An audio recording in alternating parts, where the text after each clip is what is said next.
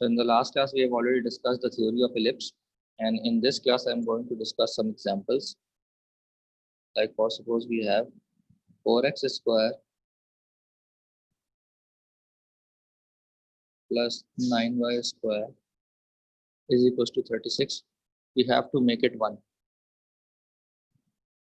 इसको 1 बनाने के लिए हम पूरी इक्वेशन को 36 से डिवाइड कर देंगे. जब हम पूरी इक्वेशन को 36 से डिवाइड करेंगे तो अब ये इक्वल्स टू 1 बन जाएगा. तो याद रखें, जुमला क्या याद रखना है? जुमला याद रखना है जिसके अपॉन में भारी वैल्यू उसका एक्सिस मेजर एक्सिस.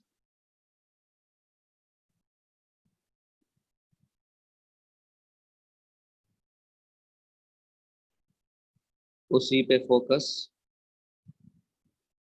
वहीं पे डायरेक्ट फिक्स.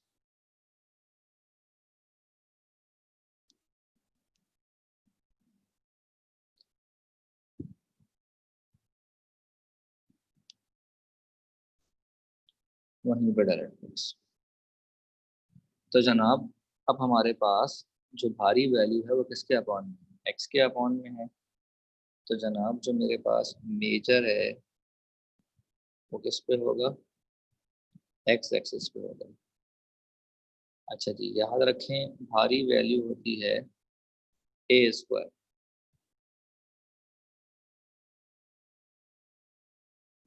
जो हल्की वैल्यू है वो होती है बी स्क्वायर. तो अच्छा जनाब, अगर हम इन दोनों को सब्ट्रैक्ट कर दें तो आ जाता है हमारे पास सी स्क्वायर. तो बेटा, जब ए आ गया, बी आ गया, सी आ गया, तो अब आप जो चाहे निकाल सकते हैं. वो आपको बड़े अच्छे से मैंने पिछली क्लास में सिखाया है कि चीज़ें किस तरीके से निकलती हैं. टेबल बस आपको याद होना चाहिए. तो ए बी सी निकालने में कोई मसला, और क्योंकि हमें यहाँ पर मेजर एक्सिस पता है और हमें सेंटर भी पता है. जो हमारा सेंटर है वो जनाब कहाँ पर है? सेंटर जो है वो हमारा 0 0 पे. सेंटर 0 0 पे क्यों है? क्योंकि इक्वेशन छोटी है. ठीक है जी, बात समझ में आ गई?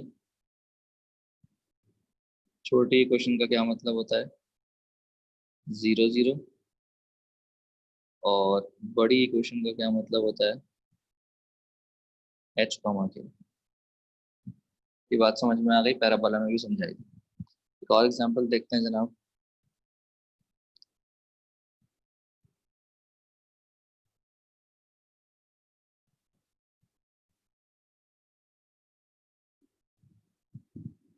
जनाब, इसको 1 बनाना पड़ता है तो हम क्या करेंगे? पूरी इक्वेशन को 900 से डिवाइड करेंगे. मैंने एग्जाम्पल गलत ले लिए, सही कर लेता हूँ.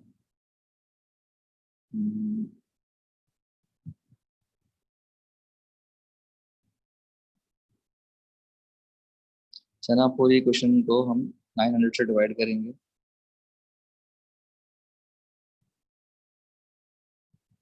जबकि ये इक्वल टू 1 बन गया है. अब हमें बताना है कि मेजर एक्सिस कहाँ पर है. तो जिसके अपॉन में भारी वैल्यू उसका एक्सिस मेजर एक्सिस, तो भारी वैल्यू वाई के अपॉन में है, तो इसीलिए जो मेजर एक्सिस है वो हो जाएगा वाई एक्सिस.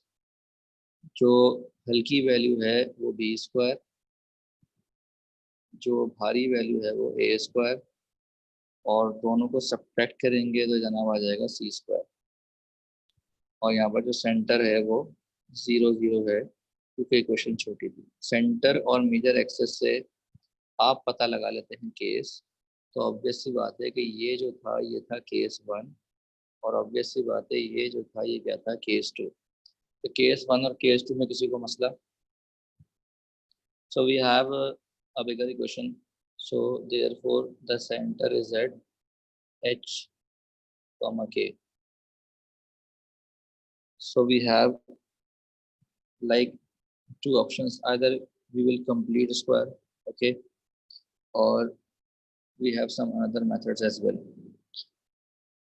हम क्या करते हैं कि हम जो है h निकालते हैं माइनस, इनफैक्ट एच नहीं 2h निकालते हैं, minus coefficient of x divide by coefficient of x square से, और हम 2k निकालते हैं minus coefficient of y divide by coefficient of y square से। जनाब ये मैं आपको छोटा मेथड बता रहा हूँ, ठीक है। अब होता क्या है जनाब कि हमारे पास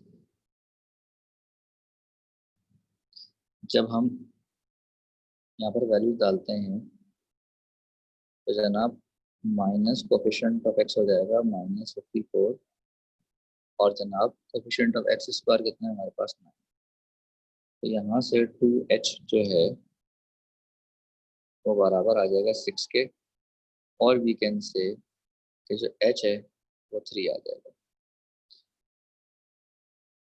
इसी तरीके से अब हम यहाँ पर वैल्यू डालेंगे तो जनाब 2k बराबर आ जाएगा -4 के, और वी कैन से कि k जो है वो बराबर आ जाएगा -2।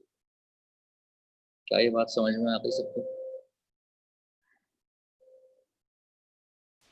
सब आपके पास जो भी h और k है उनके स्क्वायर्स कर लें। उसके बाद होता क्या है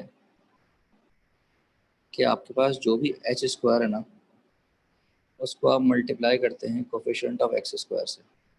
तो इसका मतलब 9 मल्टीप्लाई होगा 9 से, प्लस जो भी के स्क्वायर है वो मल्टीप्लाई होगा कोफिशिएंट ऑफ वाई स्क्वायर से। तो इसका मतलब 4 मल्टीप्लाई होगा 16 से, और इसमें आप कर दें कांस्टेंट को माइनस कर दें कांस्टेंट को। यहाँ से जो वैल्यू आएगी, जो भी वैल्यू आएगी क्या आएगी, 81 -1 80, 80 + 64 हो जाएगा 144। ये वैल्यू बड़ी काम की है। यहाँ तक बात समझ में आ गई? So when we get this value now be divided by coefficient of x square as well as coefficient of y square.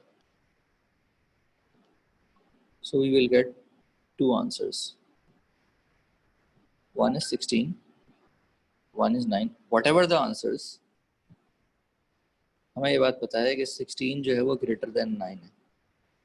तो इन शॉर्ट जो बड़ी वैल्यू है उसको हम a स्क्वायर मानेंगे,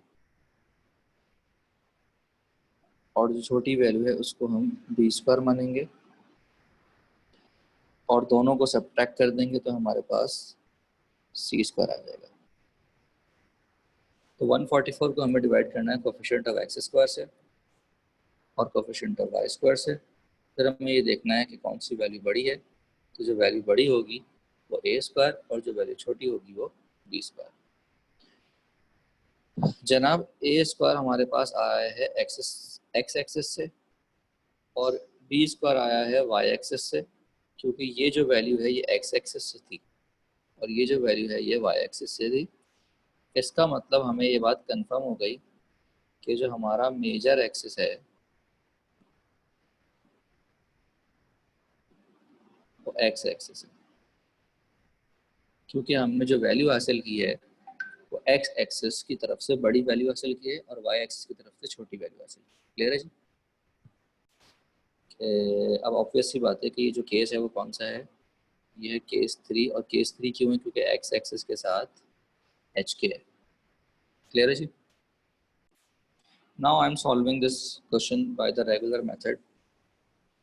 9x square plus 16y square minus 54x।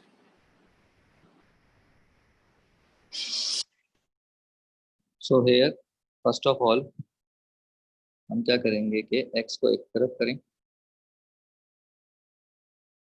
और y को एक तरफ करें, और ऑब्वियस सी बात है कांस्टेंट जो है वो चला जाएगा राइट साइड पे, क्योंकि अब हम लगाएंगे कंप्लीटिंग स्क्वायर में। अब इनमें कॉमन है या नहीं, आपने ज़बरदस्ती कॉमन निकालना। यहाँ पर भी ऐसे करेंगे। उसके बाद आई होप सो कि कंप्लीटिंग स्क्वायर आपको आता होगा, अगर किसी को नहीं आता है तो बता दें मुझे।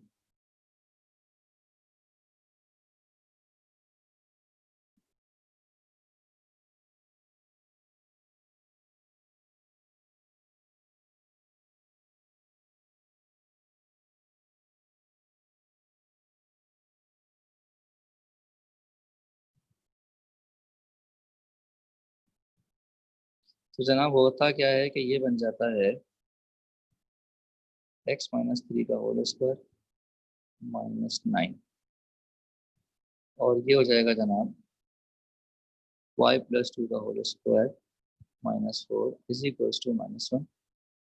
जनाब ये हो जाएगा 9 into x-3 whole square, 9 into 9 is 81, it will become 16 into y+2 whole square, और 16 इंटू 4 इज 64। एंड ये नंबर्स जो हैं वो उधर चले जाएंगे और उधर जाके ऐड हो जाएंगे। ऐड होने के बाद ये उधर बनेंगे 144। तो अब इसको 1 बनाने के लिए हम पूरी इक्वेशन को डिवाइड करेंगे 144 से। अब शायद आपको क्लियर हो रहा हो कि मैंने जो जुगाड़ से मेथड बताया था उसमें और इसमें क्या फ़र्क है और क्या सिमिलैरिटीज है। यहाँ पर जनाब जो भारी वैल्यू है वो ए स्क्वायर है, जो हल्की वैल्यू है वो बी स्क्वायर है, और सी स्क्वायर आता है दोनों को सब्ट्रैक्ट करके। एच हो गया जनाब 3 क्योंकि वो एक्स से माइनस हो रहा है, और के बराबर हो गया -2, जिसके अपॉन में भारी वैल्यू उसका एक्सिस मेजर एक्सिस। तो जनाब यहाँ जो मेजर एक्सिस है वो आपका हो जाएगा एक्स एक्सिस, और आपका जो सेंटर है वो है जनाब एच कॉमा के। क्लियर है जी? So is everybody clear about it? सारी बातें क्लियर है जनाब? So now I am making an ellipse.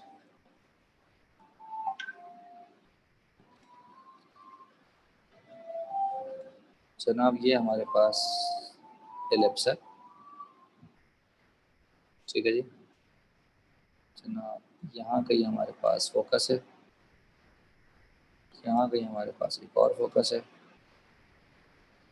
और जनाब यहाँ कहीं हमारे पास जो है वो डायरेक्ट्रिक्स है, और जनाब यहाँ कहीं हमारी डायरेक्ट्रिक्स है, और जनाब ये भी हमारी डायरेक्ट्रिक्स है। अच्छा जी, जैसा कि आपको पता है कि हमारे पास ये जो डिस्टेंस है ये बी है, तो अगर मैं इसको बड़ा करना शुरू करूँ तो होगा क्या कि फोकस जो है ना सेंटर की तरफ माइल करेगा, और ये जो है वो दूर जाएगा, ये जो है वो दूर जाएगा। ऐसा क्यों हो रहा है? बेसिकली ऐसा यूँ हो रहा है कि हमें ये बात पता है कि बी स्क्वायर बराबर होता है ए स्क्वायर माइनस सी स्क्वायर के। अगर हम टेंड कराएं,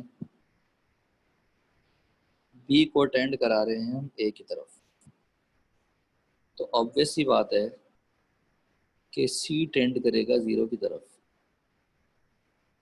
और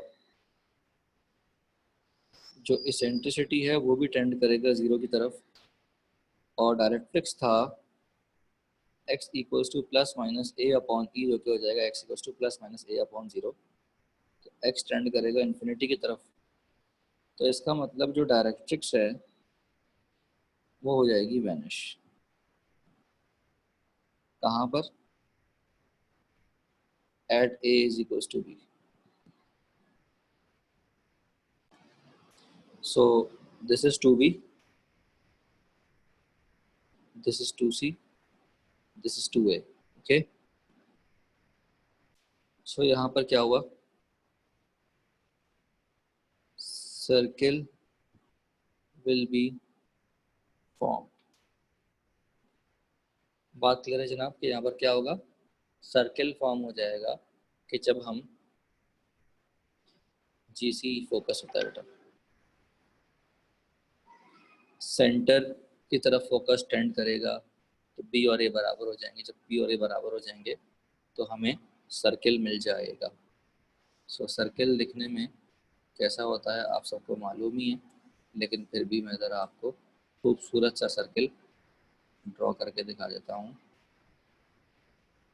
ये लीजिए, इसके अंदर जो है वो ए और बी बराबर होते हैं और सी जो है वो ज़ीरो होता है, और डायरेक्ट्रिक्स जो है वो कहाँ बनती हैं, नहीं बनती, वैनिश हो जाती हैं, और इसकी जो एसेंट्रिसिटी है वो क्या होती है, ज़ीरो होती है। ठीक है जनाब, ये आपने याद रखना है। तो यू कैन सी हमने इक्वेशन ली है x square upon a square plus y square upon b square is equal to 1। हमने बी की और ए की वैल्यू अभी 1 1 रखी हुई, तो आप देख सकते हैं जब ए और बी 1 बराबर है तो आप देखें यहाँ पर जो सेंटर है वो तो हमने 0 0 पे लिया हुआ है, और जनाब यहाँ पर आप देख सकते हैं कि सर्किल बन रहा है। तो आप देखें कि ए की जैसे वैसे वैल्यू बढ़ रही है, आप देखें एलिप्स बन रहा है।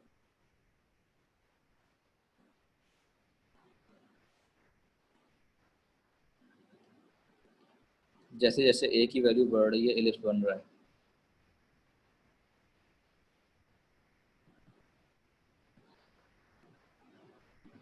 और अब आप देखें कि जैसे ही बी की वैल्यू बड़ी है और ए की वैल्यू छोटी है, जो कि पॉसिबल नहीं होता, लेकिन अगर आप यहाँ पर y के अपॉन में बड़ी वैल्यू ले आएँ और x के अपॉन में छोटी वैल्यू ले आएँ तो आप देख सकते हैं कि जो हमारे पास एलिप्स बन रहा है वो सेकंड केस का बन रहा है। क्या ये बात क्लियर हो रही है सबको? तो जैसे ही ए जो है वो बी से बड़ा होगा तो आप देखिए एलिप्स जो है वो अब मेजर एक्सिस एक्स पे ले जाएगा, लेकिन जब ए की वैल्यू छोटी हुई बी से, सो बेसिकली हम बी की वैल्यू को ए कंसिडर करेंगे क्योंकि वो बड़ी वैल्यू, ठीक है, जो बड़ी वैल्यू होती है वो मेजर एक्सिस होता है। तो मेजर एक्सिस अब जो है वो है तो टू है, हमने इक्वेशन ऐसी रखी हुई है x square upon a square plus y square upon b square. समझ में आ गई बात सबको? क्लियर है जी?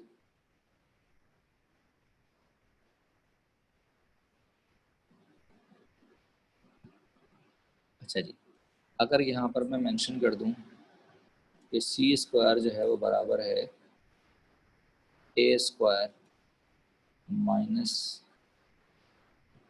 बी स्क्वायर,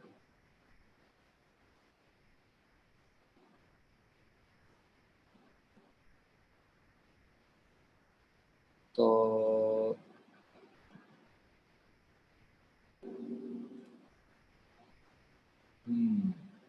सी स्क्वायर की वैल्यू अगर हम यहाँ डाल दें ए स्क्वायर माइनस बी स्क्वायर,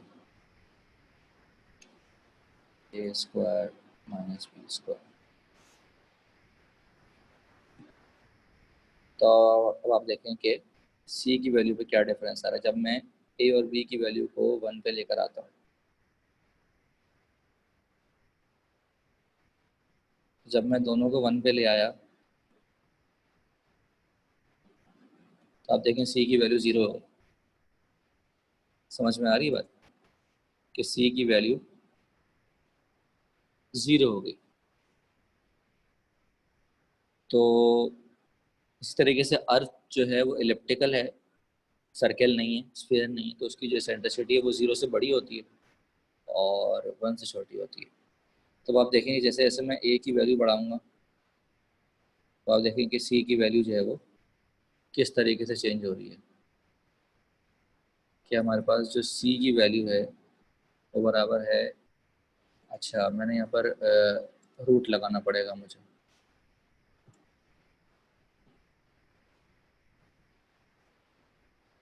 हाँ जी, ए स्क्वायर, एक सेकेंड, ए स्क्वायर माइनस बी स्क्वायर, और इसी तरीके से यहाँ पर भी अंडर रूट ए स्क्वायर माइनस बी स्क्वायर। तो अब आप देखें कि जो सी स्क्वायर की वैल्यू है वो हमेशा ए स्क्वायर से छोटी आती है, जबकि बी स्क्वायर से बड़ी आती है। क्लियर हो रही है ये बात?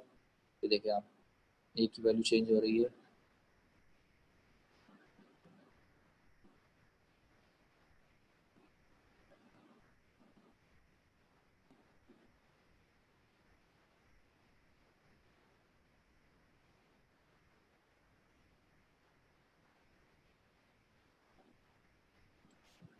क्लियर है जनाब? Should I move on? So यहाँ तक फिर मैंने एलिप्स आपको ख़त्म करवा दिया। अब मैं आपको बेसिक कॉन्सेप्ट दे रहा हूँ कि किस तरीके से जो है वो हाइपरबोला बनेगा। ठीक है,